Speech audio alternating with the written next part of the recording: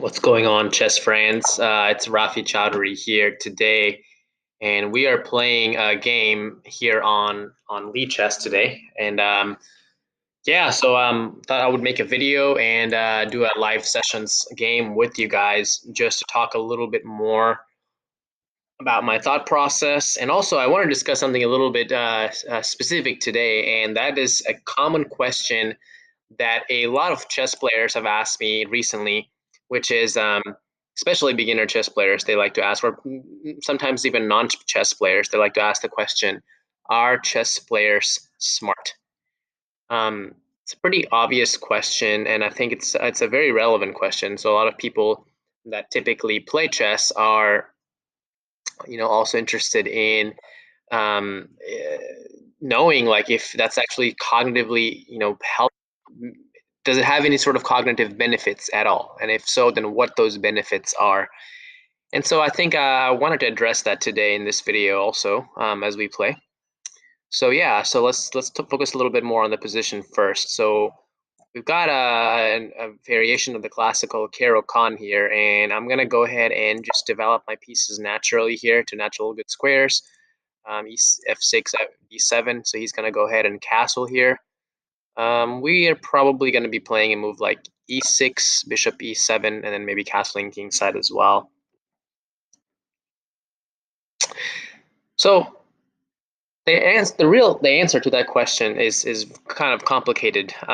What we do know from psychology is that chess players don't have anything specific about them that makes them necessarily smarter than the average person who doesn't play chess. But I do know and believe that chess players typically operate based on pattern recognition. So they're constantly looking at different patterns and trying to establish and make connections from those patterns from previous experiences. So with that being said, I would say that you know they're not necessarily smarter, but they definitely they exercise their brain a lot more, and because of that, the brain's it's in psychology we refer to it as neuroplasticity. So as you train the brain in different ways, and as you use it, basically it's kind of like a muscle almost. It also physically changes its shape and also adapts to that the changing needs. So as we're engaging in cognitive things like chess, I do think that it definitely helps in um, the brain being able to stay sharp and alert much better, and also being able to just constantly be in the know, being alert and thinking in certain types of ways. It definitely does help with that, I think. So anyway, so it's, yeah, queen to c2 is a pretty typical move here in this position. I'm thinking maybe I can play c5 and then maybe start first. Maybe I want a castle. Yeah, I probably want a castle first. And then I could play a move like c5 and just try to strike at the center here. But yeah, chess players are definitely smart. Obviously, it takes a certain level of intelligence to be able to play chess well. I think that especially grandmasters and people that are masters of chess, I definitely think that they have a higher degree of, to some extent, maybe intelligence, but definitely more so, they have a higher degree of discipline when it comes to um, the way they practice the game, how dedicated they are. They do have all of these qualities. Whether that's quantifiable as intelligence or not is a different question. Psychology defines intelligence, three different ways. There are different types of intelligence. There's, general intelligence, there's fluid intelligence, and then there's also crystallized intelligence. So it really depends a lot on, what you mean by intelligence more so than anything else. But I certainly do think that it helps with crystallized intelligence for sure. I mean, if you understand how to think, about certain chess positions in certain ways, I think if similar ideas come up in other board games and other situations, I definitely think that a chess player would have some degree of, you know, some degree of uh, experience and expertise compared to an average person who's never played a critical thinking game like chess. So yeah, this diagonal has now become open, and I think he's gonna put a piece there for sure. His bishop is gonna go on b2 next move. I'm just trying to think of like how I can challenge this bishop maybe.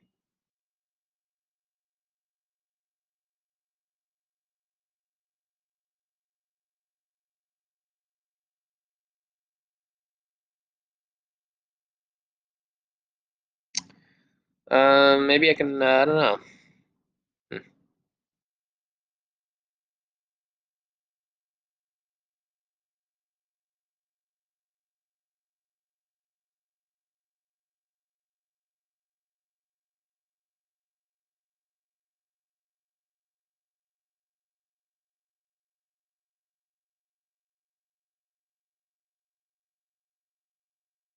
Let's go ahead and put our queen on this square. So if he does play bishop b2, we can at least we might be able to play something like queen to f4.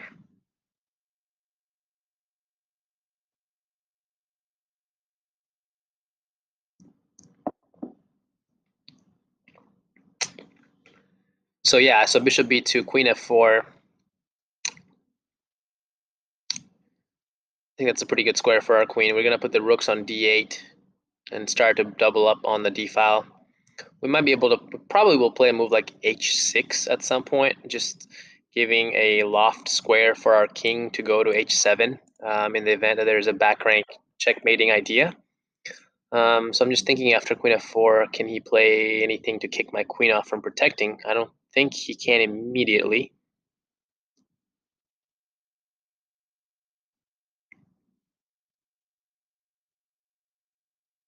I'm also considering a simple move like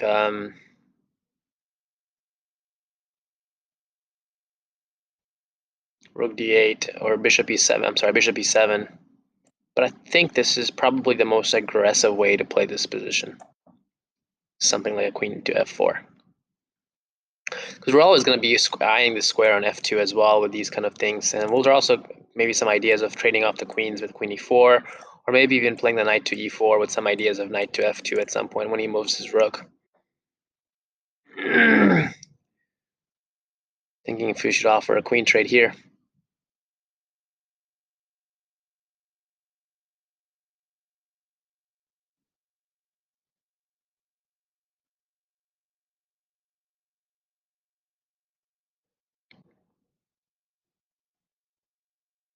Or if we should pull the queen back to h6.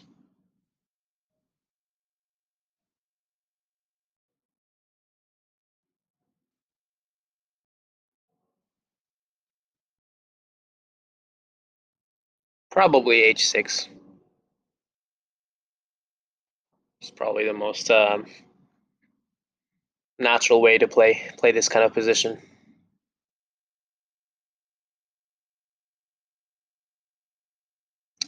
Yeah, there's definitely some play here. I can, obviously, if he moves his rook, again, I have ideas of playing knight to g4 that hits the bishop and also hits the pawn on f2. So I like this idea of the bishop staying on this diagonal and hitting our f2 pawn. I might play a move like a6, also give it some room if he plays something like a3 to attack it.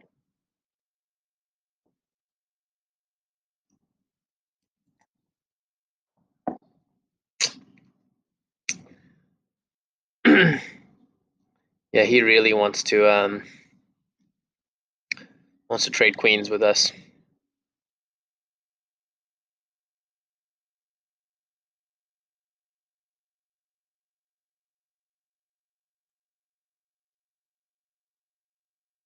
Queen g6, knight h4.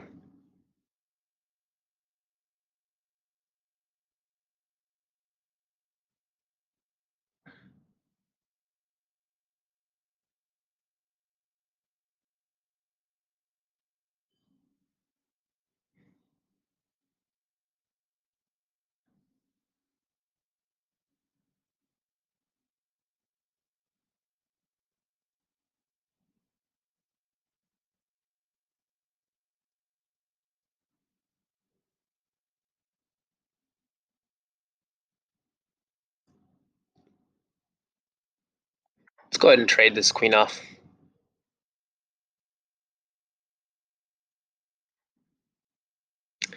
I might be okay here with accepting a bishop takes f6 move.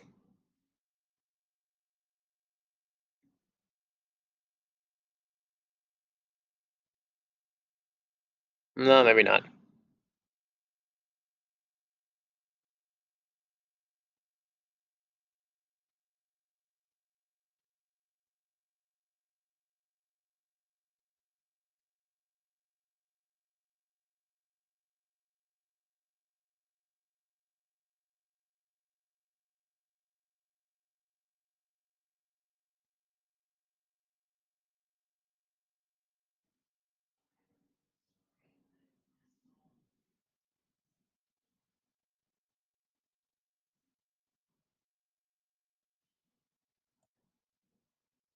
Yeah, let's go for it. Let's let him take on f6 and see what he has to say about that. I want to go ahead and get my rooks activated and take over the d file here. I think our bishop will definitely be able to outplay that knight, even if we get the pawn, the messed up pawn structure here on f6. I think that overall, in the long term, I think we'll definitely get some good play with our bishop going to d4. A very centralized, good square.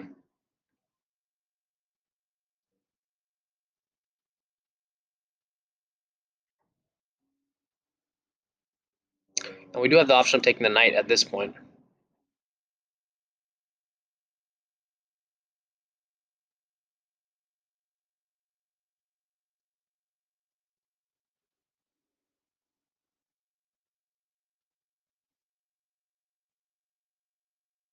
I'd actually do that, honestly.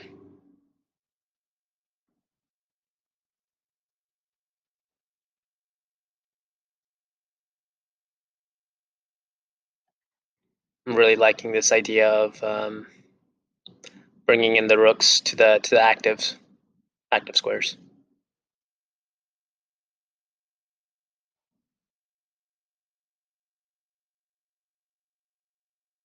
So he attacks us. So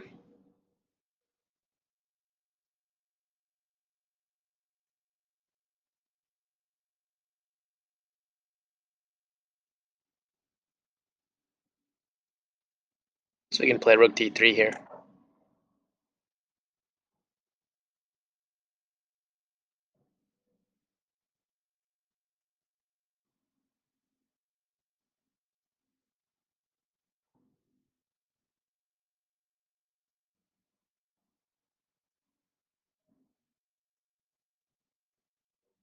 So now he wants to play a move like b4 and just shut off our rook completely. Our bishop, I mean.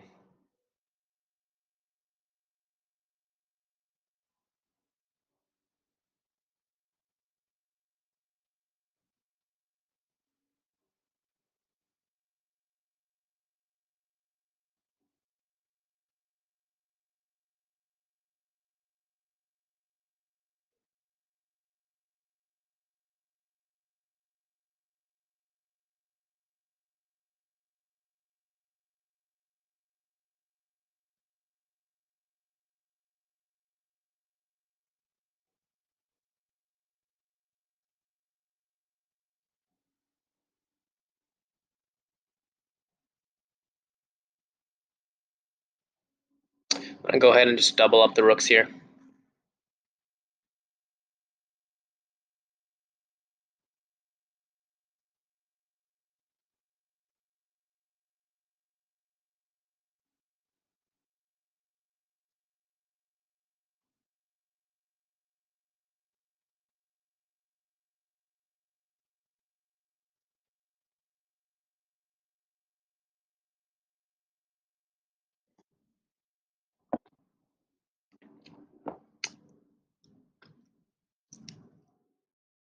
Yeah, the main idea here is to just maintain this active squares for our pieces and make sure that we're not falling for back rank checkmate ideas and things like that.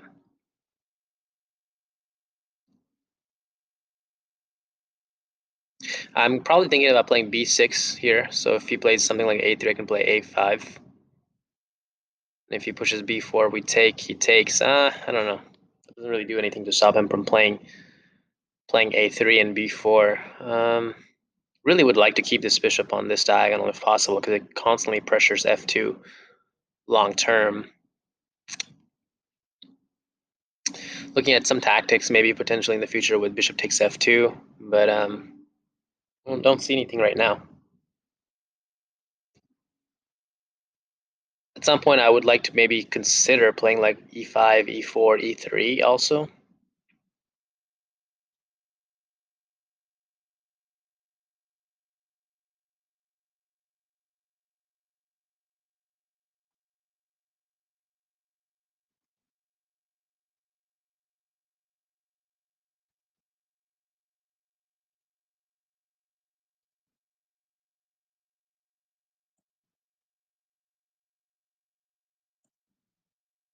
Sorry, just looking at one thing real fast. Okay,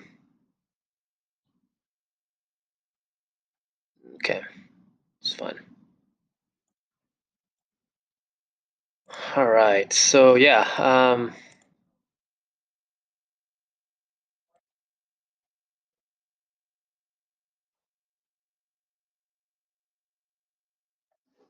so yeah, he does go ahead and play the move b4. So I mean,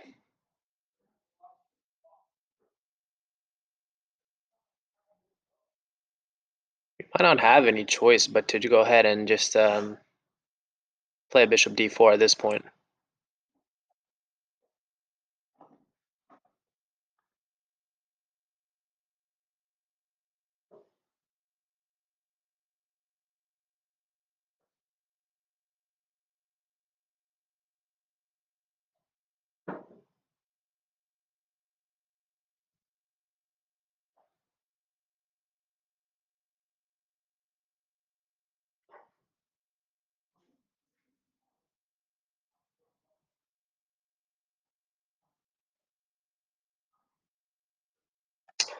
Imagine we'll take with this rook.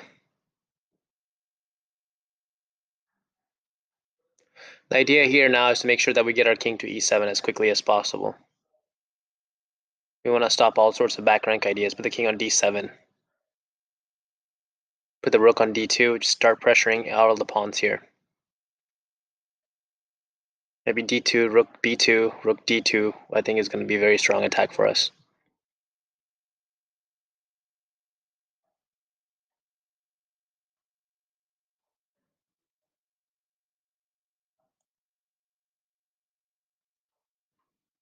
So now we want to go ahead and start pressuring and piling up and doubling up our rooks on the 7th rank as quickly as we can.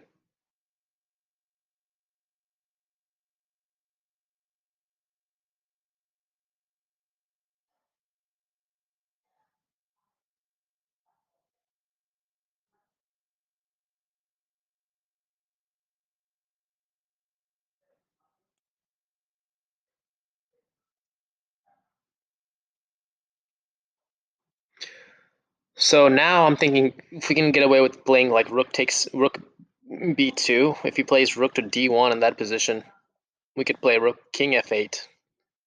Oh, he can't play rook to d1 actually. Well, he could. Then we can trade, take on. I don't know.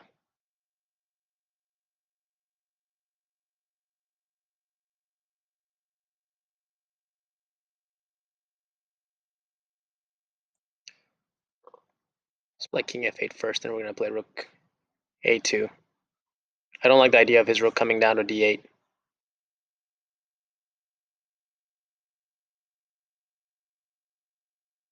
Actually, we could have played rook b2, rook b4. As a matter of fact, I just missed that idea. Then again, he plays rook d1 is the problem.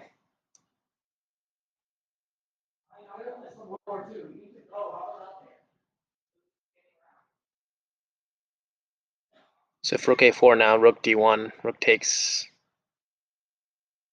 Actually, I can play e5 also. Takes, he's giving me a pass pawn.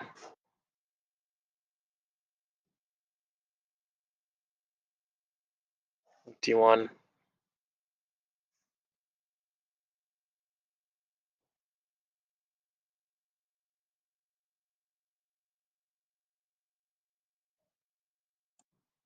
Let's play king e7 just to activate our king as quickly as we can.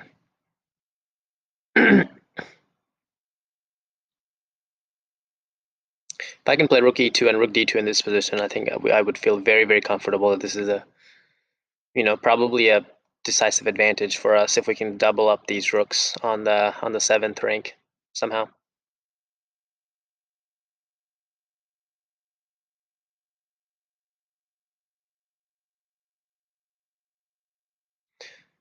Actually, we had some other ideas too. We could have played rook takes c4 if he had played rook d1.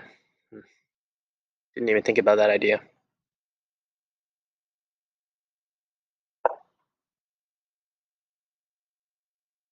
Now I believe we can play rook a2.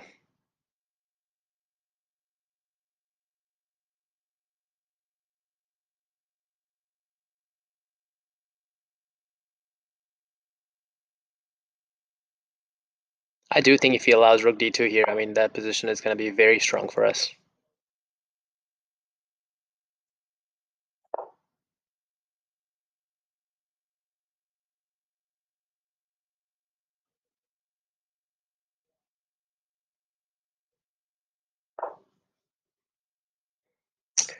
So now we can start gobbling some pawns here.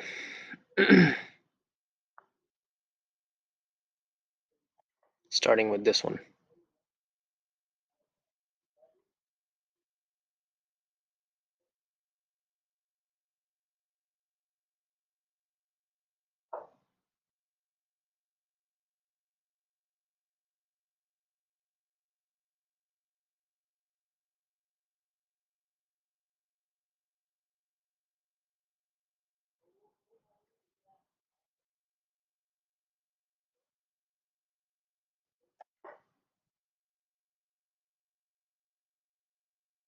We're barely in time to stop this pawn, but I mean, still risky no matter how you look at it.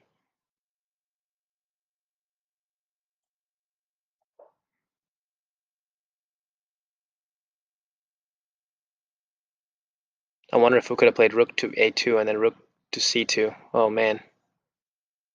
Why didn't I just do that?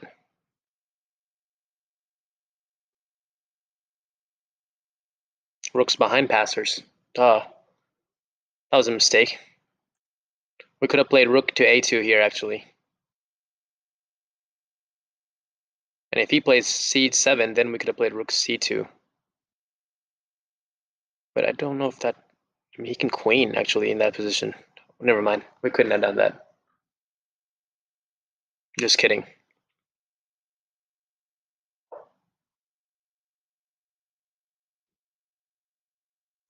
I wonder if I can play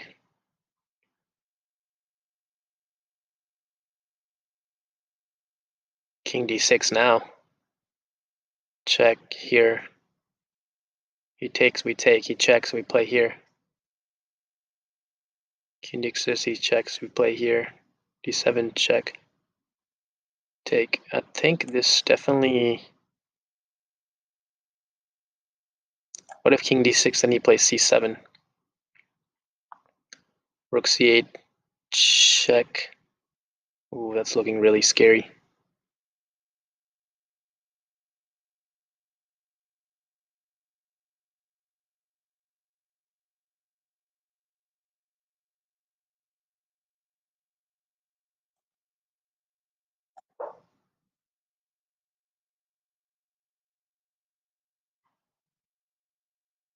If I can play rook c7, I would feel a lot more comfortable about this position. If he plays c7 here, I think that's the most testing move he can play. I'm not sure if after rook c7 if we have any sort of advantage at all. After the move c7.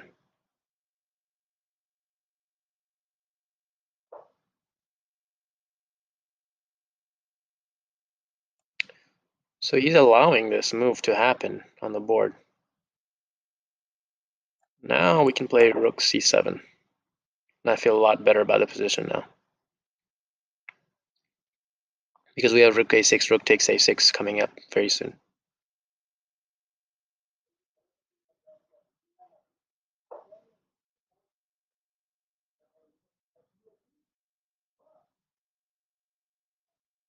Rook a6, rook b7.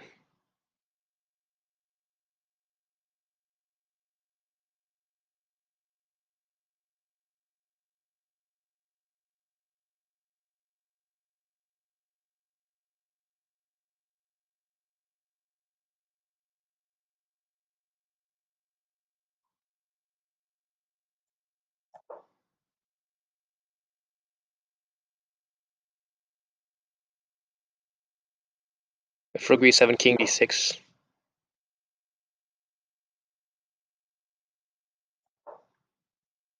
I'm pretty sure he'll check.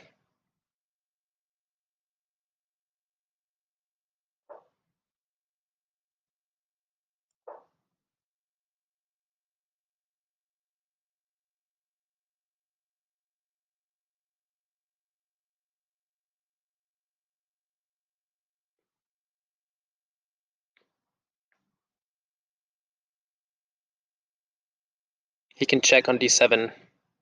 We take, he pushes the pawn on c7.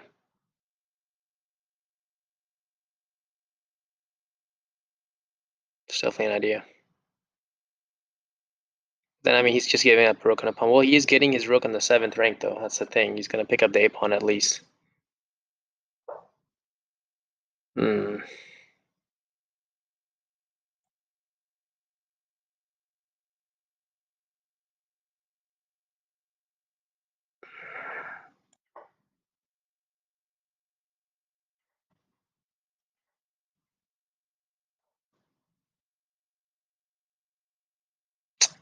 Yeah, I figured he was going to get that pawn from us.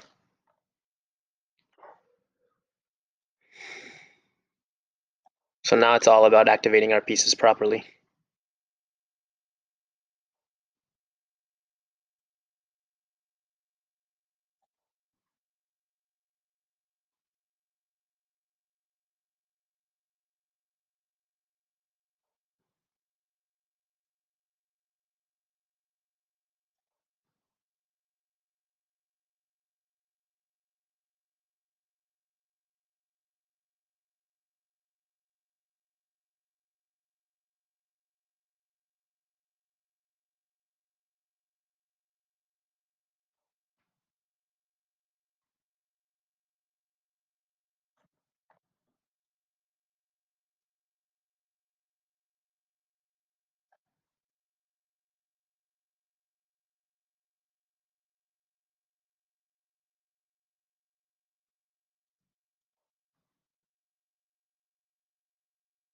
I don't know how I feel about this move.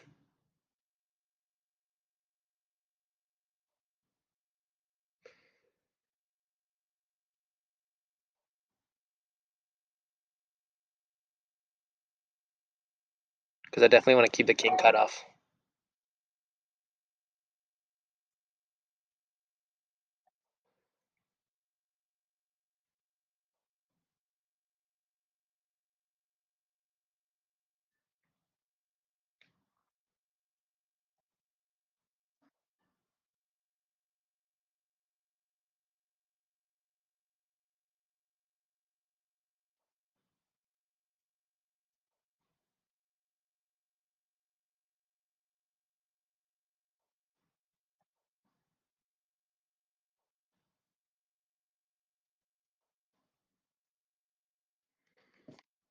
This is a hard position.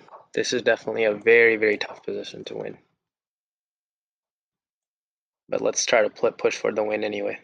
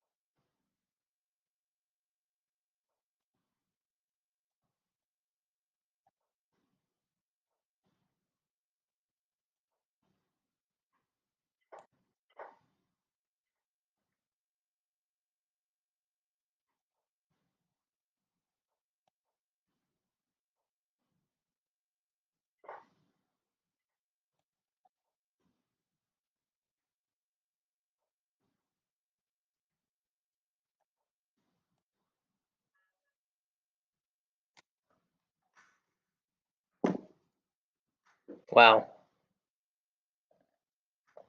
That was very lucky that he ran out of time. I wasn't even paying attention to the time being so low. We were just playing it out. I didn't realize there was no increment either. It's an unfortunate loss for him because the position is clearly a drawn position. Yeah, let's go ahead and quickly analyze this position in this game and see what all we could have done differently and what we could have done better potentially. So yeah, let's see here. So request a computer analysis, and then let's go ahead and get to the starting position here. So after e4, we played c6, which is the Caro-Kann. After d4, we played d5, which is main line of the Caro. Now after he plays knight c3, we took on e4, he takes back, we played bishop. This is all standard opening book moves. g3 here, knight f3. A lot of times people play h4 here and get the h pawn rolling, and they want to castle queen side and start an attack on the black's king side. But here white chose to just continue to play normal chess and not push the h pawn. Knight b to d7, bishop d3. I think this move is it's okay. I think it's fine. But it does help black because I trade off my bishop, and I've solved the problem with a dark or light square bishop, which is one of the main problems in these kind of structures often. You know, just developing our pieces naturally and normally. Apparently after knight f6, white gets a strong initiative somehow. Computer likes to move e6 a little bit more.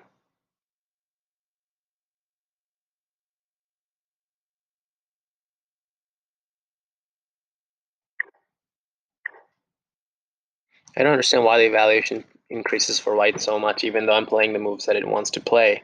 And here I'm at 0.1, and then I go to 0.7 by picking the top choice moves for black. That's strange. So yeah, here he castled, I played e6.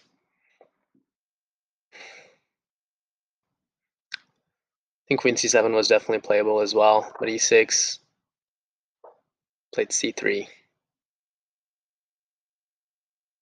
And I think I played bishop to e7 here. Bishop d6 definitely could have been played as well.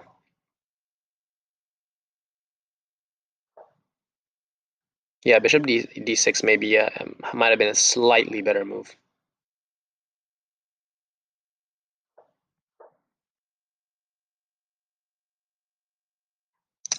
So yeah, here I thought that, well, you know, I just want to simplify the position, play c5, and just get castled and have a really good, solid game. So I didn't want to complicate by keeping pieces on the board. So I went ahead and chose to just go ahead and exchange the knights.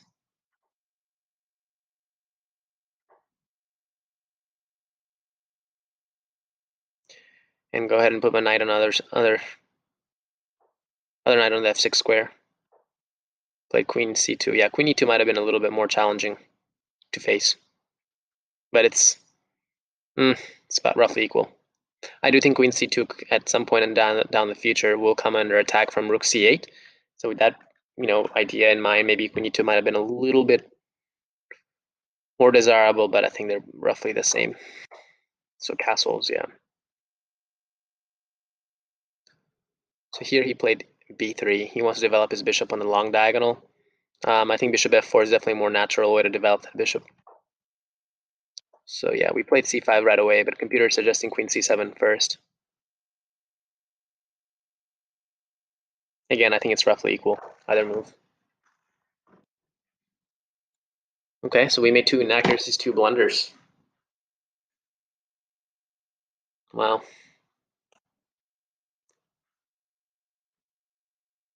We're going to see what the blunders are here shortly. Let's see here.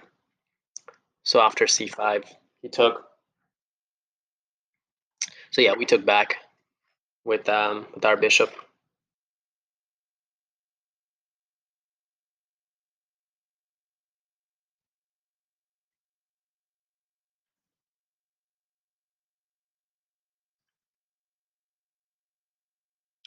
And in this position,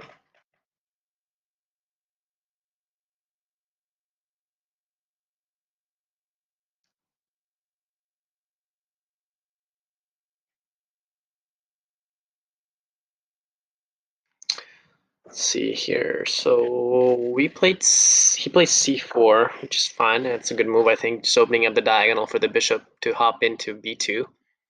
I think here we played queen c7, which is again one of the top choices by the computer.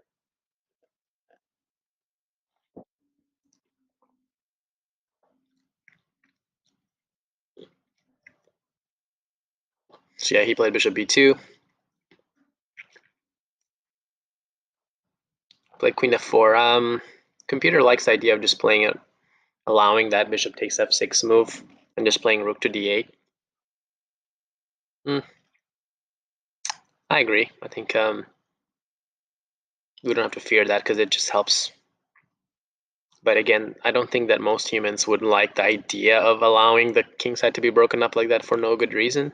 But I think that black is perfectly fine if he does choose to go ahead and allow that trade to happen. But anyway, I chose to play queen f4. I mean, you could make the argument that I wasted some time with the queens when I could have been developing my rook, but plays this.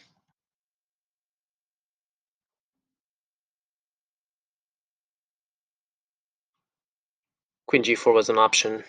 Queen e4 was an option, trading the queens right away, but I chose to go with queen h6, keeping the queens on the board. Here he plays queen d2.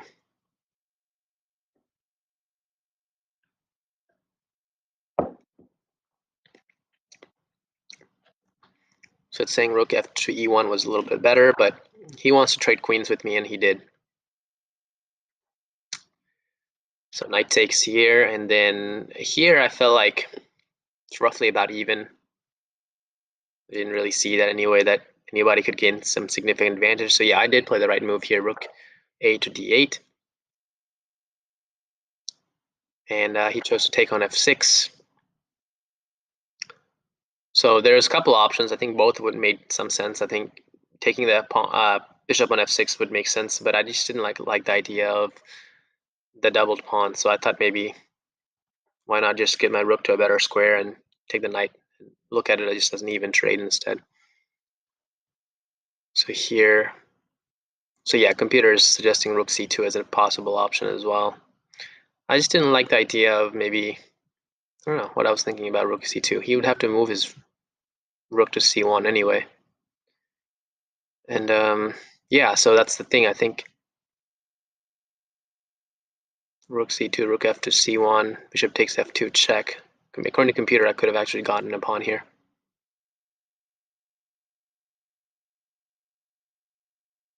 Wow, we missed this tactic for sure.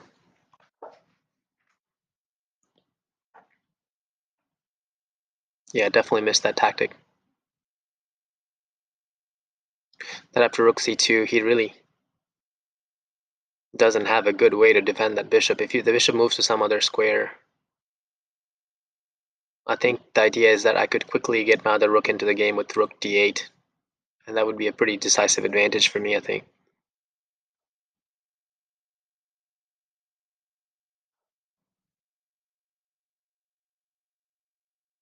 So yeah, he chooses to protect the bishop.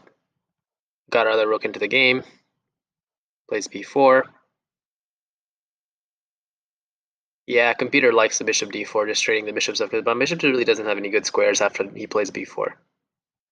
So it's best just to offer that trade. He took, and yeah, we took with the 8th on the bottom rank. And then he plays g3.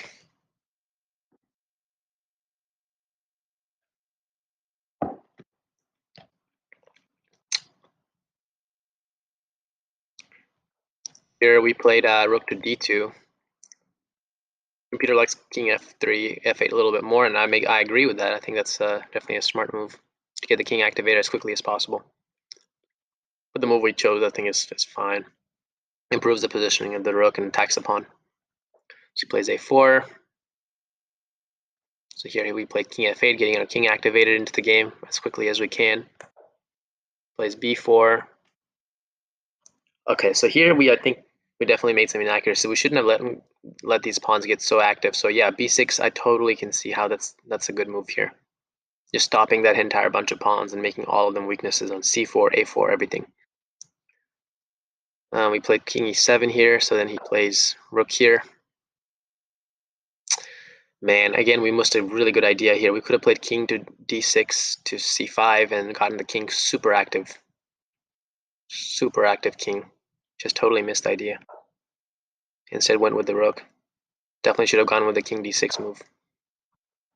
Yeah, he plays c5 here.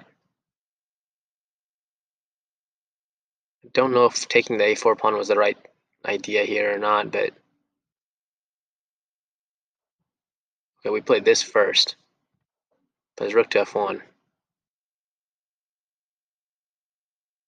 Then we played c6. Pretty much have to take. Takes again. Oh, we could have again played king d8. Interesting idea. Played rook d8 instead.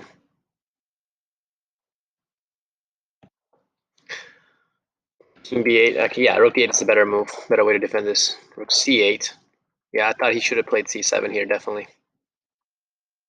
He did this. I feel like we definitely had some advantage here. But he defended this extremely well. Honestly, just really couldn't prove our advantage here at all. So yeah, rook a6. Plays this. So now, yeah, now that we got both of his rooks tied to this pawn, we really should have just focused on getting our pieces to the best possible squares we can, like g6 and things like that. But we came with the king, checks, back to e7, came back this way. So I really thought about rook b6 here, actually, but I was so low on time, I just couldn't calculate all the different possibilities after rook b6, but I think that definitely would have been the best move. But we chose to take instead. Lost some advantage, definitely, for sure. Now he takes, and then he plays check, and he's picking up our a pawn. And now that pawns are not on both sides of the board, I think it's a very difficult win. We pushed for a win anyway, even despite being so low on time. I think that's good. So yeah, he tries to activate the king. We cut off the king right away. Played g5, just getting our pawns activated as well. Rook h8. Played g4, trapping the king in as much as we could. He attacks. Yeah, I think rook c4 maybe. I don't know. Peter likes it. Yeah, here I was thinking about how can I get my pieces more active, but it's just really tough to win this kind of positions with pawns on the same side of the board. Even if you have an extra pawn, it's not so easy to win these positions. So we played h5, played rook h8, defended with the king, came this direction. I thought about cutting off the king as much as I can, so I played rook c1, but perhaps it's really not a useful move. Maybe if anything, rook c2 might have been more accurate. Checks, king h7, attacks, king g7, he goes this direction. Yeah, a lot of these moves are just time pressure moves, and I don't know if they're necessarily the best moves. So rook c2, pinning the pawn again. Gets his rook activated. We make a waiting move, kind of. He does as well. Now we start pushing our pawn and improving our king position a little bit. That leaves a bunch of these weaknesses here. And he did a really good job of making sure that he's attacking our weaknesses constantly.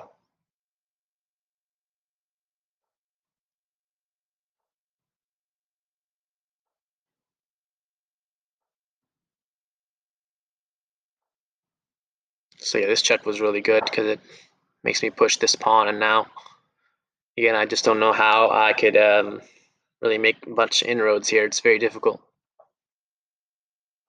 Yeah, I kind of wasted some moves with the rook. I should have just played, I don't know.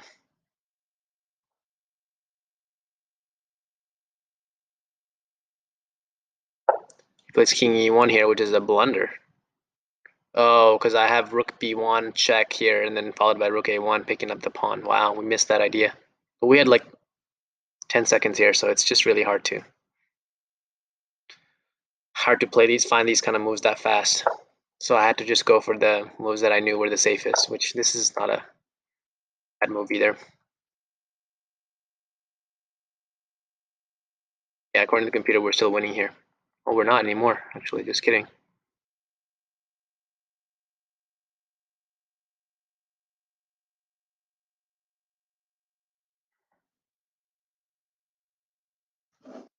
Apparently, we're not supposed to take the pawn on h4 here, because that loses all of our advantage because it drops the f5 pawn. That's what it was, yeah.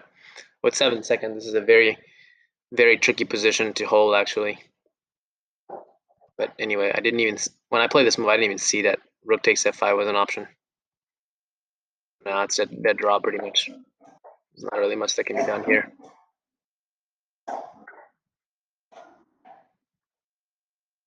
Yeah, pretty much every move draws here. So yeah, thanks guys. Hope you guys enjoyed it. Hopefully I was able to answer the question of whether chess players are smart or not. I just gave you some research that I've done myself to kind of look into the question. I'm gonna leave it up to you guys to think that if you guys are smart because you're chess players or not. But I'm gonna assume that I'm not any smarter than the average person who doesn't know how to play chess. Um, but you know, definitely chess is a good game. I think that it certainly sharpens the brain in different ways. I don't know if it necessarily can be equated to an increased intelligence, but if you look at the list of the top players, I mean the top highest verified IQs in the world, you would see that a lot of them are chess players. Garry Kasparov being on that list, Judith Polgar is on that list, and recently some people, including Magnus Carlsen, the current world chess champion, into that list as well. So thank you guys again. Take care, and hope to see you guys in the next video. Leave your comments below and let me know what else you guys like to see in these videos.